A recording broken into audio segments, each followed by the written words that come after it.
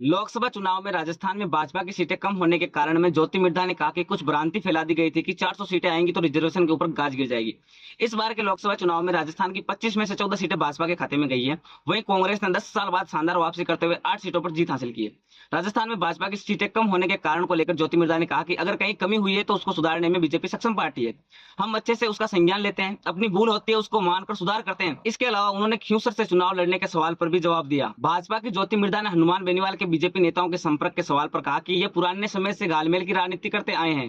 पहले बीजेपी के साथ में चुनाव लड़े, फिर गहलोत के चरणों में जा पड़े और अभी भी ये कोशिश कर रहे हैं कि किसी भी तरह बीजेपी में आकर किसी तरह का घालमेल कर लें। इनकी दुकान का शटर डाउन होते दिखाई दे रहा है तो इनको घबराहट सी रहती है। उन्होंने आगे कहा कि मुझे पूरा विश्वास है कि भाजपा की ओर से उनको किसी तरह का समर्थन नहीं मिलेगा। आगे से पार्टी जिसको भी चुनाव लड़ाएगी मजबूती से लड़ेंगे। हनुमान बेनीवाल कहते हैं कि वो अकेले चुनाव लड़ते हैं और पार्टी बनाई है, तो मैं भी कहती हूँ कि अब की बार अकेले चुनाव लड़के दिखाएं। घालमेल करके दो पार्टियां मिलकर बैसाखियों के सारे चुनाव लड़ने का काम बंद करो। खींवसर से चुनाव लड़ेगी ज्योति मिर्धा।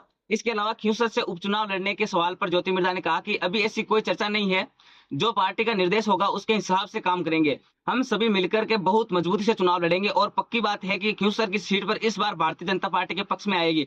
बता दें कि आरएलपी के हनुमान बेनीवाल के सांसद बनने के बाद खींवसर सीट खाली हो गई है। बेनीवाल ने नागौर लोकसभा सीट पर इस बार जीत दर्ज की है।